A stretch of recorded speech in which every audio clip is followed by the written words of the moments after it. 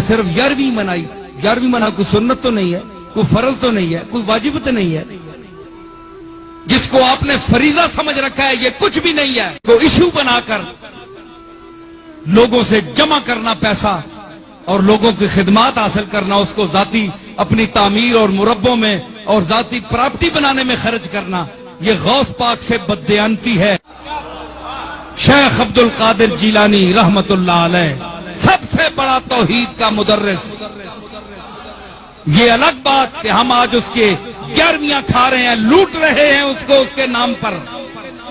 ہم نے اس کی تعلیم چھوڑ دی, چاہے کوئی پیر ہو, چاہے کوئی مولوی ہو, اللہ کا نام چھوڑ دیا ہم نے. شیخ عبد القادر کے مواعظ کو ہم نے تاکہ نسیاں پر رکھ دیا. صرف اس کو 11ویں دینے والا پیر سمجھ لیا.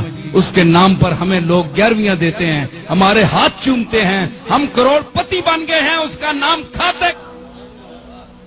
تم آج فرقوں میں پھنس گئے ہو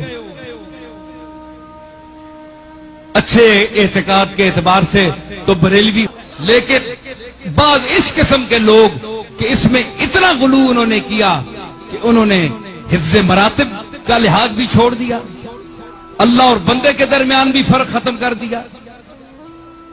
تو مذاہب میں نہ الجھو, مسالک میں نہ الجھو, اپنے اولیاء اللہ کی اور ان کی تعلیمات پر عمل کرو.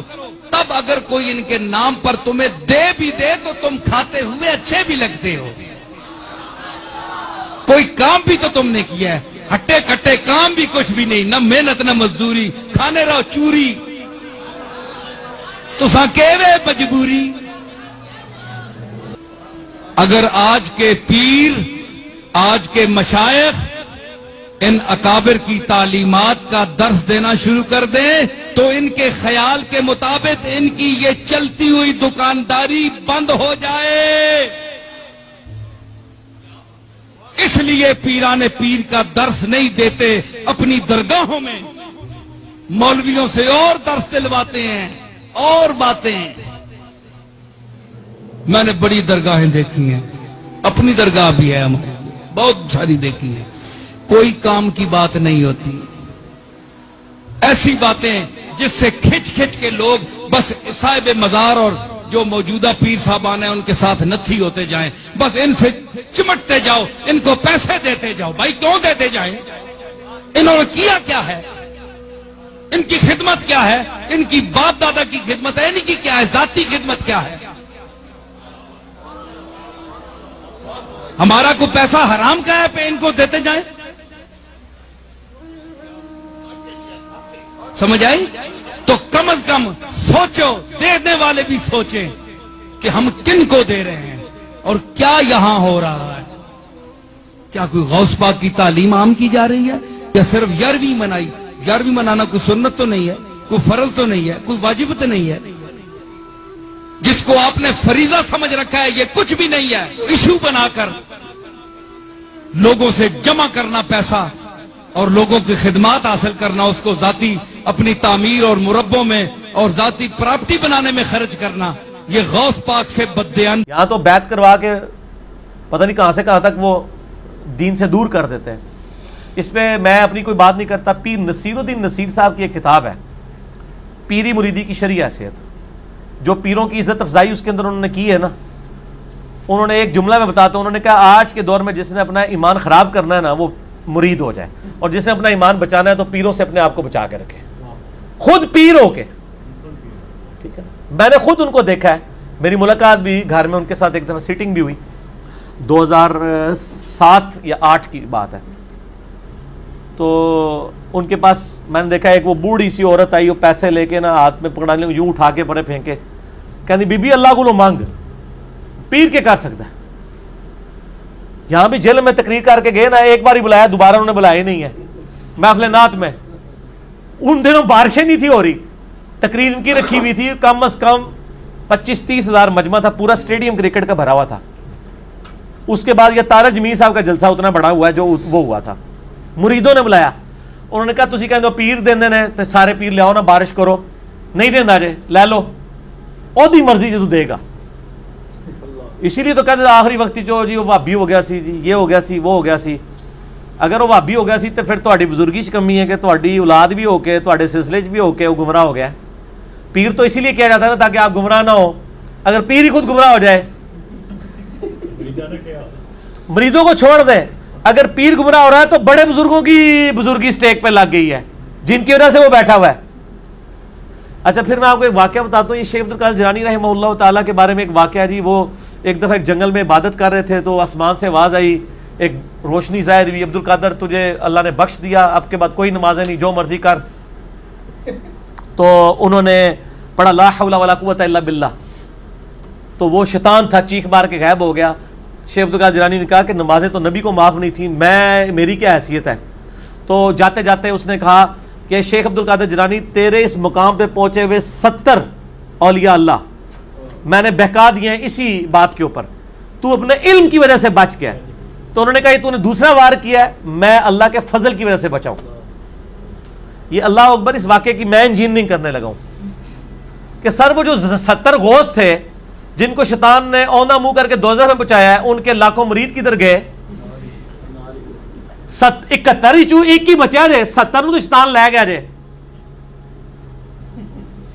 تے سانو کے پتا ہے تسی جڑے پیر ساڈے بنا رہے ہو انہاں نال کی ہونا ہے. اگر غوثاں نال ہویا ہے تو پھر ہم کہتے ہیں اس کو اپنا پیر مانے جس کی گارنٹی قرآن میں ہے, ما ضل صاحبکم وما غوا, تمہارے نبی نہ کبھی بہک کے ہے نہ کبھی بے راہ چلے. اور یہ اعلیٰ حضرت نے خود لکھا ہے, اعلیٰ حضرت کی ایک کتاب ہے بیت و خلافت. اوتے چند چڑھے ہے جڑا دیکھ رہے ہو جناب, چڑھ گیا چند. اچھا بیت و خلافت کتاب ہے اعلیٰ حضرت کی, وہ میں نے اس میں حوالہ دیا ہے. اس میں انہوں نے لکھا ہے کہ یہ جو بایزید بستامی کا قول ہے نا, جس کا کوئی پیر نہیں, اس کا پیر شیطان ہے, یہ محض باطل ہے. تحقیق ہر سنی مسلمان کا پیر محمد رسول اللہ صلی اللہ علیہ وآلہ وسلم. ٹھیک ہوگا جی. تو یہ اعلیٰ حضرت خود کہہ رہے ہیں کہ بایزید بستامی نے جو بات کی ہے یہ باطل ہے. جب ہم کرتے ہیں تو کہتے ہیں بزرگوں کی گستاخ ہے. تو ہم بزرگوں کی گستاخیاں بزرگوں کے اقوال کی روشنی میں ہی کر رہے ہوتے ہیں. میں اعلیٰ حضرت کے ساتھ ہوں کہ یہ باطل ہے اور یہ جھوٹ ہے. جو کلمہ پڑھ لے. پھر قرآن میں تو بیعت آئی ہے اللہ کی, سورہ توبہ میں آیا اللہ تعالیٰ نے مومنین کی جانیں اور مال جنت کے بدلے میں خرید لی ہیں, اس بیعت پر خوشیاں مناؤ. سر جب میری بیعت ہوئی ہوئی ہے اللہ سے اور اس کے رسول سے صلی اللہ علیہ وآلہ وسلم, تو میں چھوٹے بڑے موٹے پیر کیوں پڑھا جنہوں نے منو روٹی دے کے تو پالنا پہ جائے. میں پھر وہ اکثر بات کرتا ہوں نا کہ لوگوں نے گاڑیوں کے پیچھے لگایا ہوتا ہے نگاہ مرشد, حالانکہ وہ نگاہ مرشد نہیں ہوتی, وہ ھذا من فضل ربی ہوتا ہے. اور جن پیروں کو یہ نذرانے دے رہے ہوتے ہیں ان کا بھی کام ہے کہ وہ اپنی گاڑی کے پیچھے لگوائیں کہ مریدین کے نذرانوں کی برکت سے, اور وہ سچ بھی ہوگا. یہ تو جھوٹ ہے نگاہ مرشد.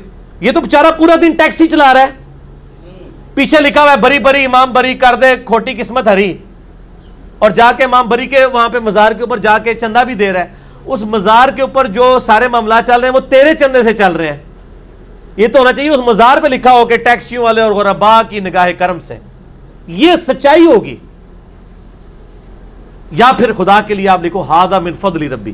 حضرت سلیمان علیہ السلام کے دربار میں جب وہ پلک جھپکنے سے پہلے وہ لے آیا ان کا وہ امتی یا فرشتہ یا جو بھی تھا, جس کو آصف بن برخیہ کہتے ہیں یہودی, مسلمانوں میں ان کے ہاں نام ہے, قرآن میں نام نہیں آیا.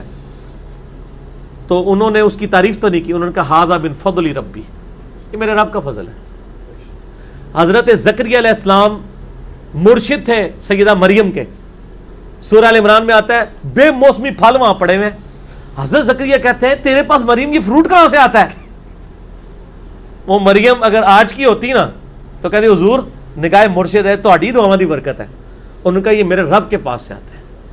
اگے حضرت زکریا نے بھی کہا کہ میں تینوں سکھایا سی, تو میری مرید نہیں, تیری جرت میرے بغیر ڈائریکٹ اللہ تک پہنچ رہی ہے. نہیں, جب انہیں بات سنی چپ کر کے محراب میں چلے گئے اور یہ سوچا کہ جو اللہ مریم کو بے موسمی پھل دے سکتا ہے مجھے اس بڑھاپے میں اولاد بھی دے سکتا ہے, میں بھی بے موسمی ہوں. اور کہا یا اللہ مجھے اولاد دے دے جو اولاد یعقوب کا وارث بنے. یہ خانقاہ ٹیمپل آف سلیمان, یہ جو خانقاہ ہے ہیکل سلیمانی, اس کا مجھے ایک گدی نشین چاہیے. یہ تہاڈے لیے گدی نشین نہیں, نبی جو توحید سکھائے, جو اولاد یعقوب کا وارث ہو بنی اسرائیل کا. اللہ نے ان کو بڑھاپے میں, وہ بڑی پیاری دعا ہے سورہ مریم میں, میرا بال سفید ہو چکے ہیں, سر چمک اٹھا ہے سفیدی سے, میری بیوی بھی بانجھ ہے, میں بوڑھا لاغر ہو چکا ہوں, پھر بھی مجھے اولاد دے دی اللہ نے. ٹھیک ہوگا جی.